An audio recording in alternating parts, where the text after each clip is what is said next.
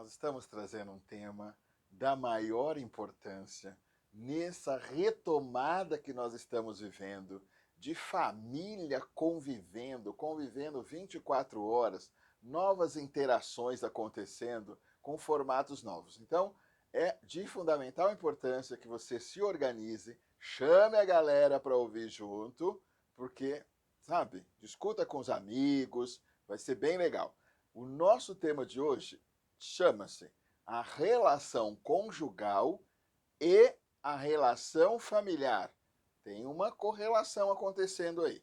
E uma amarração, uma expectativa muito positiva colocada de minha parte e colocada com muita sensatez, com muita consciência, como eu acredito que eu vou conseguir, juntamente com vocês, caminhar até essa conclusão e por uma razão muito simples. Tudo que a natureza nos propõe é para que funcione. Já foi testado. Aí vocês vão me dizer assim, mas a família não é a natureza que nos propôs. É uma questão cultural. Eu digo, então, nós temos famílias de legumes, famílias de árvores, famílias de muitas formas. É um modelo que nos foi proposto, sim. Mas vamos ver se faz sentido essa nossa reflexão? Muito que bem. Então vejam vocês, quando nós falamos em família, eu perguntaria, qual é a imagem que vem na sua cabeça? Pois é, essa imagem que apareceu na sua cabeça, ela faz parte de um segundo momento. Mas para nós chegarmos a esse momento família, nós temos um passo que antecede. Qual é esse passo? A relação conjugal, ou seja, o par afetivo que se formou, que se estruturou para constituir essa família. O modelo, a referência da qual eu estou partindo, está lá nas tradições, então eu vou tomar como referência uma família mais tradicional. Um modelinho de menino e menina que se crescem, se namoram e se apaixonam e se casam. Então eu estou falando de família dentro deste modelo, o que não impede, em hipótese alguma, todos os outros formatos de família. Então, a família começa no encontro conjugal. E aí eu perguntaria para vocês, o que vem a ser um encontro conjugal? Um encontro entre um par. No modelo mais antigo, um menino e uma menina, uma mocinha e um mocinho, um homem e uma mulher. É isso que a nossa tradição nos prega, nos entrega e, em grande parte, até mesmo espera culturalmente isso de nós. O que não inviabiliza, de novo, tá? Nenhuma das outras configurações de par romântico, de par afetivo. Muito que bem. Quando nós estamos enamorados e nos encontramos e vamos caminhando nessa direção, vocês vão te convir comigo que alguns aspectos são de fundamental importância. Eu peço a você aí agora que esteja em qualquer lugar, que você olhe para algum ponto de luz artificial. A luzinha do LED do seu celular, uma lâmpada do lustre mais próximo, tá? Olhou? Buscou essa referência aí onde você está? Muito que bem. Você sabe o que faz com que esta luz se constitua diante de você? Não é tão difícil a pergunta, não. A diferença. São as diferentes polaridades que nos entregam a luz. Percebe quando eu digo que a natureza nos dá muitos exemplos do que é possível? Então, constituir um par significa necessariamente o encontro das diferenças que se neutraliza quando nós encontramos e entregamos para o mundo algo muito maior, muito além do que nós dois.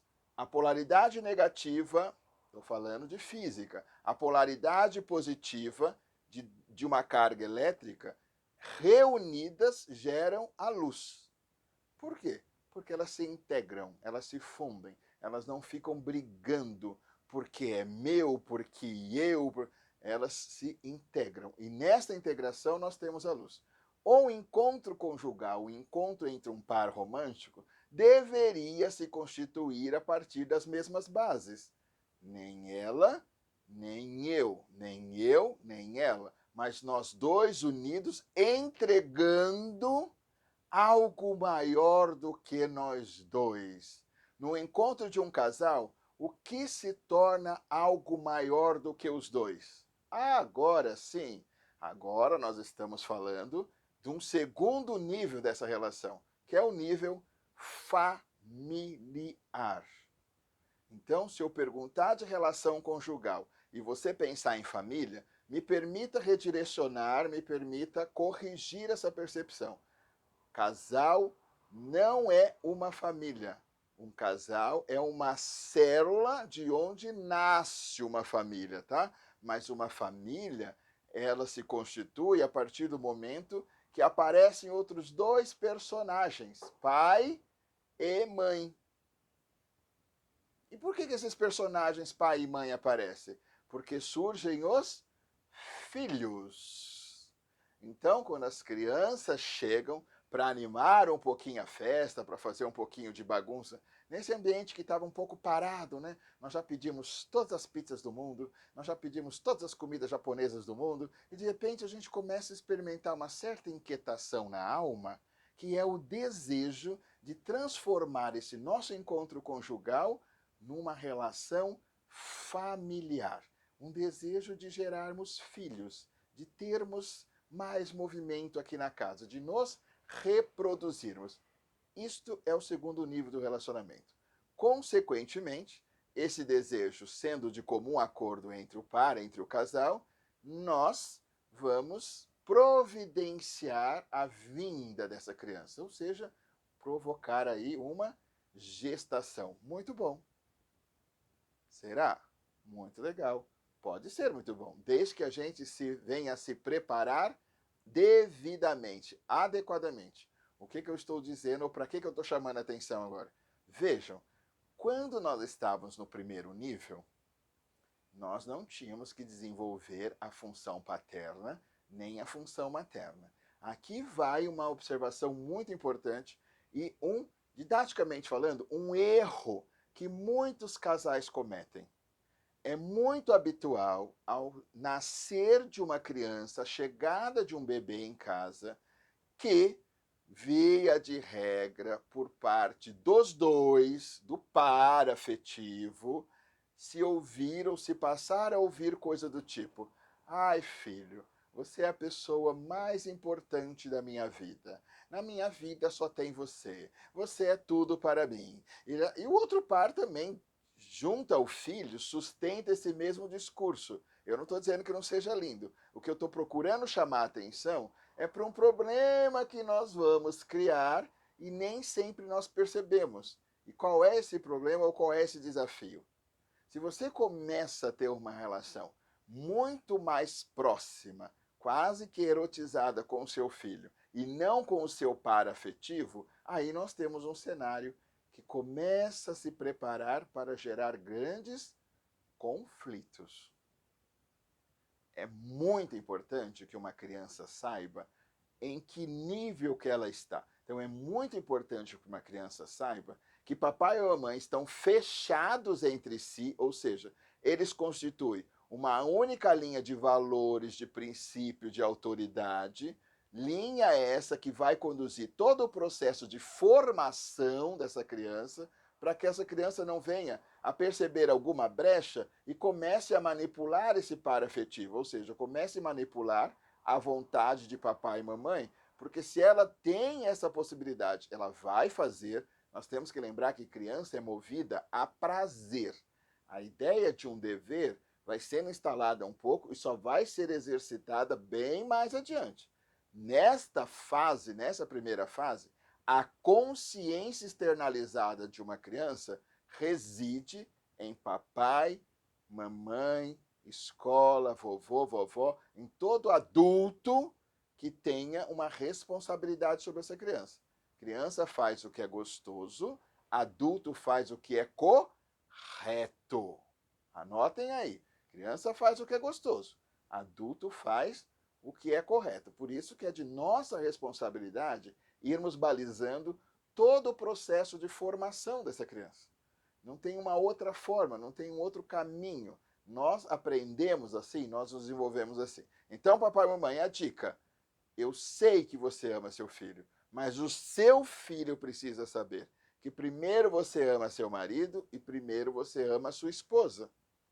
E que depois que ele chega, quando nós transformamos a criança nesse objeto mais desejado, a relação conjugal ou esse casamento começa a se colocar em risco. Vou afirmar uma coisa aqui para vocês. Quem tem, sabe. É muito mais fácil uma afetividade fluir em direção aos filhos do que em direção ao par afetivo. O que um filho fala, quando você se ofende, logo passa.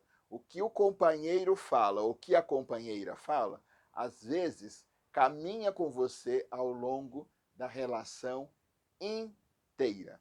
Quantos de vocês cobram do companheiro ou da companheira aquele namorado ou aquela namorada que ela teve e vocês nem estavam juntos? Né? Se fosse o filho, passaria tranquilamente. Então, não vamos abrir mão de estarmos juntos. As crianças chegam depois, ficam lá no segundo nível, cuidadinha, protegidas, porque elas precisam futuramente alçar os próprios voos, bancar as próprias escolhas. Então, os filhos literalmente são educados para o mundo e não para os pais. Agora vocês vão ficar chateados comigo que os pais querem ser, algumas vezes, proprietários dos filhos. Não é o combinado. O combinado é que nós passemos pelas vidas deles, deixemos valores reforçados, princípios reforçados, e eles que nos deixam. Não são os pais que deixam os filhos, mas são os filhos que deixam os pais. Esse é um ponto. Segundo ponto, eu sei que é fofo, que é gostoso, que é agradável, que é tudo de bom, e que o seu filho é diferente de todos os outros. Mas não é desejável que a gente sinalize para os nossos filhos, em especial na primeira infância, que os nossos filhos são nossos amigos. Os nossos filhos não devem ser nossos amigos. Os nossos filhos, literalmente, devem ser nossos filhos. O que eu quero dizer com isso? Quando você declara para o seu filho que você é o amigo dele, que você é o melhor amigo dele, nós criamos uma situação muito difícil. Porque se você é o melhor amigo, eu te pergunto, e quem é a autoridade? Quem vai falar não? Você não vai. Não, esses não são os valores da nossa família. Não é o amigo, né? Então, às vezes, sem perceber, nós os declaramos os melhores amigos dos nossos filhos e deixamos uma lacuna grande naquele que deveria estar fazendo o papel, desempenhando a função de pai e a função de mãe. Duas entidades feitas para falar não. Não fiquem chateados comigo. Eu sei que os filhos de vocês são maravilhosos, mas não é um elemento importantíssimo para a estruturação do nosso psiquismo. Uma criança que cresce sem ouvir um não, e aí eu vou deixar uma recomendação importante aqui para vocês se darem conta de como uma personalidade pode se desagregar, se desestruturar. Assista um filme chamado Meu Nome Não é Johnny. Nesse filme, esse personagem cresceu sem nunca ter ouvido um não, sem limites. E se tornou um adolescente, um jovem adulto, e foi para o mundo. E quantos foram os desencontros, os danos, as perdas sofridas? Porque quando sinalizavam para ele um limite, ele não se reconhecia naquelas situações. Né? Ele era chamado pelo nome e era orientado que ele não fizesse isso ou não fizesse aquilo, e ele não tinha noção do que se tratava. Então ele teve uma trajetória muito desequilibrada, né? Muito prejudicial para si primeiramente, o que acarretou também como consequência muitas dores para os pais. Então, segundo ponto, meus amigos, se possível, Não declarem para os seus filhos que vocês são os amigos deles. Os amigos ele vai escolher na escolinha, entre os primos, os coleguinhas do prédio. Você se declare sempre: eu sou o seu pai, eu sou a sua mãe. Terceiro ponto. Acho que agora vocês vão partir para cima, mas continue acompanhando o nosso vídeo. Terceiro ponto. Eu sei que para você é muito importante, cada 2 segundos, ficar arrancando do seu filho essa resposta que te parece tão importante. Filho, você ama o papai? Filho, você ama a mamãe? Pois é, vocês sabem que eu já estou lá, bem para frente dos 50, e eu não tenho nenhuma memória de mamãe de novo, mamãe me perguntando se eu a amava. Mamãe me educou sem nunca se incomodar de saber se eu a amava ou não. Mas hoje, eu não sei se é uma fantasia minha, mas eu percebo que a gente tem uma necessidade quase que construir rankings para saber quantos nossos filhos nos amam. Pois é. Outra coisa chata que eu vou aqui estar refletindo junto com vocês, mas não é isso o mais importante. Os filhos devem respeitar os pais.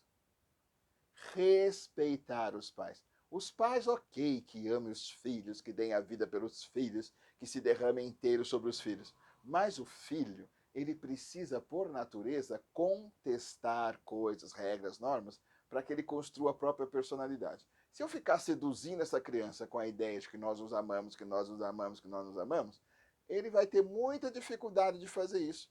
Ou o desenvolvimento dele vai ficar muito limitado, muito comprometido, porque não vai haver essa separação lá na adolescência, ou você vai se sentir extremamente tolhido, limitado, fragilizado, se eventualmente seu filho fizer escolhas que venham machucar por demais ele, e o leque de escolhas dessa natureza vocês sabem que é amplo, mas você não vai ter mais autoridade para se posicionar diante dele, que é uma vivência que nós estamos encontrando demais nas relações das famílias de hoje. Hoje é bastante comum que os filhos não reconheçam autoridade nos pais. Porque são ruins? Não, são crianças maravilhosas. Só que eles cresceram ouvindo destes mesmos pais que esses pais eram amigos. Se você for amigo do seu filho, eu novamente te pergunto, quem é que vai ser figura de autoridade na vida deles? Quando que você vai ter força para protegê-lo de uma escolha ou outra que não seja a melhor para a vida dele que ele faça? Ele não vai te ouvir. E você perde força quando mais precisaria parar com esse adolescente, sentar, conversar, controlar esse cigarro, controlar essa bebida, controlar esse ambiente de balada, enfim, qualquer um, que não seja saudável. Não estou dizendo que os ambientes sejam todos perniciosos, não é isso. É que alguns ambientes, de fato, não são saudáveis. Se você for amigo, a chance de você ter minimamente esse espaço de reflexão, de controle, vai se perder. Tá? Então, os filhos são os filhos. Os amigos nós escolhemos em outros cenários, em outras circunstâncias. Passado longos anos, se o seu filho se declarar o seu melhor amigo, ok. Só que ele já vai fazer isso depois que essas estruturas de valores, de princípios estiverem consolidadas. É bonito quando um filho mais adulto, mais maduro, vira para os pais num gesto de gratidão, de amor, de reconhecimento, e tem nesses pais uma figura de 2 amigos que ajudaram no seu processo de formação. Mas o contrário, você pode, mas não é desejável que você faça. Tá? Por essas distorções que nós, às vezes, criamos. Quarto ponto, muito importante.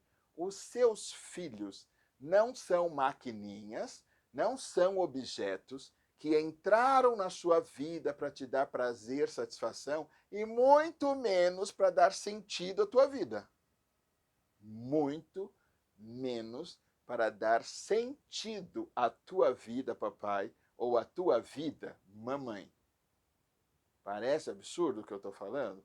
Mas imagine que você sequer está já vivenciando um processo de gestação física, porque psicológica muitas vezes nós estamos ao longo de uma vida inteira, né?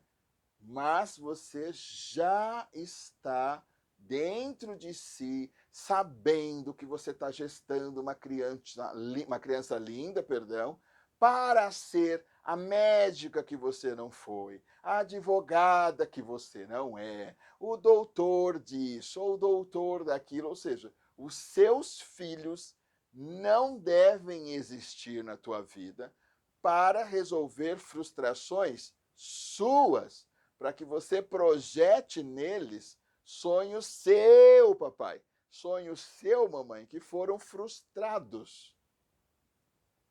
Então, quantas são as dores que nós criamos porque eu tive um filho só para que ele fosse médico, advogado, engenheiro, ou seja lá o que for. E a paixão que move esse jovem, a paixão que move essa criança, são as artes cênicas, as artes plásticas, as músicas, né?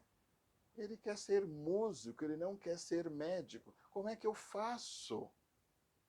Quantas dores esses pais experimentam, como se tivesse acontecido ali uma traição, né? Como se esse filho marcasse com uma profunda denúncia de ingratidão por todas as fraldas que eu troquei, por todas as noites de vigília que eu passei, por todas as consultas médicas que eu levei. Mas eu não estou entendendo. Por que você, mamãe, por que você, papai, guardaram consigo esse tipo de fatura? Pois é, se o fizeram de uma maneira equivocada. As escolhas de vida que os nossos filhos vão fazer é de responsabilidade de cada um deles.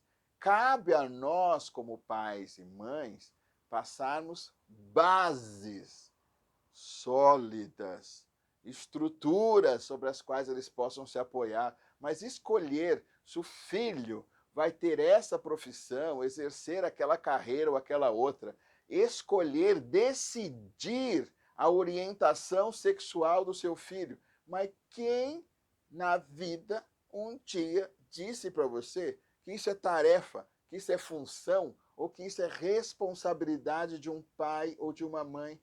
Não é. Fica tranquilo.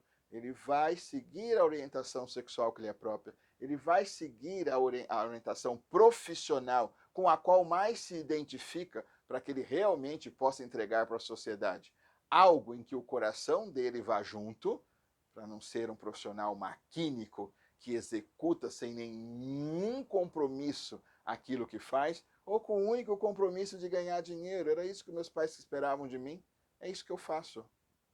E esse fazer vai entristecendo, esse fazer vai matando a alma do teu filho. Então, papai, mamãe, esses aspectos que eu estou sinalizando aqui não são de nossa responsabilidade. São escolhas de cada um dos nossos filhos. Fica tranquilo, estamos indo bem. Tá? Por que você está tão chateado com a tatuagem que seu filho tem?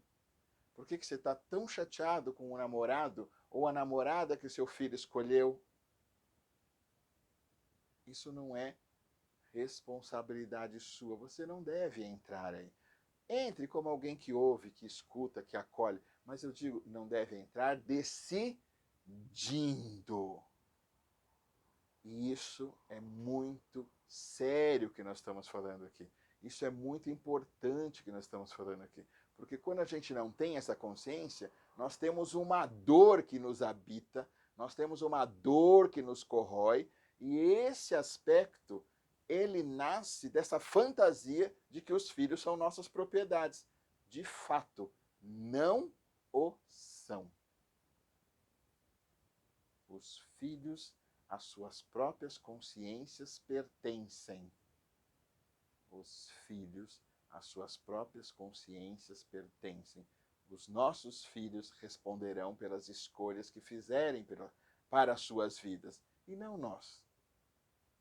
E isto tem a ver com aquilo que habitualmente nós chamamos de amor, ou nós fazemos por amor, Só que não, como dizem eles, né? Essa geração costuma usar essa expressão. Ah, só que não. Então defendem uma tese linda, depois eles brincam de uma maneira descontraída, sacana, né? Só que não. Mãe, estudei muito, vou tirar 10 na prova, pode ficar tranquila. Daqui a pouco ele olha com aquela cara bem debochada para você. Porque você achou que ele estava estudando e ele ficou no videogame horas dessa tarde, dessa manhã ou parte dessa noite, não estudou coisa nenhuma. Ele não vai trazer um 10 como nota, ele não vai trazer um 9, talvez um 4, um 3, quem sabe. Pois é, isso é a responsabilidade dele. E você tem o direito de cobrar, papai, mamãe, você tem o direito de cobrar do seu filho o desempenho ou aquilo que são os valores que balizam a tua família. Eu tenho uma geração de pais que acreditam que não têm o direito de exercer autoridade sobre os filhos. Ué, mas se você se entende assim, eu novamente te pergunto, quem é que vai fazer esse papel? A escola? Não. Vamos aqui para um quinto ponto. Todo o nosso sistema educacional, aqui ou em qualquer lugar do mundo, do planeta, onde você quiser, tem uma função de nos formar no que diz respeito aos aspectos intelectuais, aos dados que constituem cada cultura aonde essa criança nasceu. É para isso que serve a escola, pelo amor de Deus. A escola não tem que resolver problemas, desafios que são pertinentes ao âmbito da família. Não importa o preço da mensalidade, caso seu filho esteja numa escola particular. E também não é coisa, papai e mamãe, que nós devemos cobrar das nossas instituições, das nossas escolas públicas. Os valores que são pertencentes à família já devem chegar na escola trabalhados na criança. Não é papel da escola fazer isso, como nós estamos um pouco angustiados e terceirizando tudo, né? Todo e qualquer âmbito de discussão tem que ser feito na escola. E eu estou dizendo, não. Muitas discussões, muitos temas devem ser debatidos no seio da família. E na escola, a criança vai ter lá um contraponto. Ela sai desse âmbito mais pessoal e vai para um âmbito mais amplo, um âmbito social, que é o da escola, e ali, nesse debate, nesse embate, ela vai se constituindo, ela vai encontrando o seu ponto de equilíbrio. Então, quinto ponto, muitas das atribuições, das tarefas, das responsabilidades pertinentes à família, papai, mamãe, por favor, não terceirize para a escola, não terceirize para o colégio. Não é papel, não é função da escola, mas é papel e função da família. Alguns valores precisam ser discutidos em família. E na escola ele também é discutido em tese. Mas como balizador na família. E é legal que a gente não abra mão desses aspectos. Então eu vou deixando aqui para vocês esses 5 pontos de reflexão, porque vai ajudar demais na organização dessa fase que nós voltamos a viver e conviver juntos. Tenho certeza que se vocês puderem parar, refletir sobre esses pequenos pontos que nós estamos deixando aqui, a convivência, a harmonia aí na sua casa, a convivência, a harmonia aí no seu lar vai melhorar muito. Você acredita que você vai descobrir que pode dizer para o seu filho, agora eu estou trabalhando, daqui a pouco nós conversamos, agora eu estou trabalhando e é importante que você desenvolva uma atividade que seja silenciosa, agora você está estudando, o que significa que o papai não vai ficar entrando no seu quarto, ouvindo música alta, mexendo no seu computador enquanto você usa. Essas regras, esses limites, esse código de etiqueta, que para muita gente é frescura, né? A etiqueta de convivência não é frescura. Porque quando a gente fala de etiqueta, vem sempre a ideia de etiqueta quando estamos à mesa, né? Para a hora das refeições, um jantar, um almoço, que também é importantíssima e muita gente acha que é frescura. Pois então, etiqueta, para quem não sabe, é a pequena ética. E é através do exercício da elaboração desses códigos de etiqueta que traços de animalidade que nos habitam vão sendo colocados ao lado. E quando nós prezamos por etiqueta, é por uma razão muito simples. Não é frescura de madame de socialite, não. É para que nós possamos conviver, viver e conviver de uma maneira mais harmônica, mais respeitosa, mais saudável.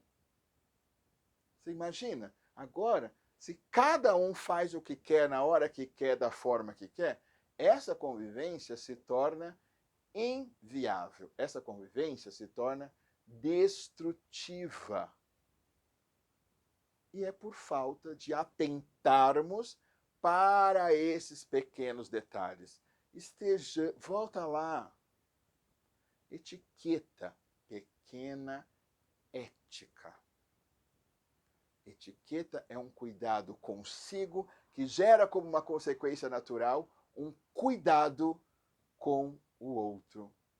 E eu espero ter trazido essas reflexões, essas palavras para você, lastreado em algumas pequenas etiquetas do respeito, do cuidado, do carinho, de como fazer uma provocação sem ser desrespeitoso. Falar de filho, eu sei que é o terreno do sagrado, mas veja, eu não estou aqui lançando nenhuma crítica, nenhuma condenação sobre o seu filho, que é um anjo dos mais lindos dessa terra.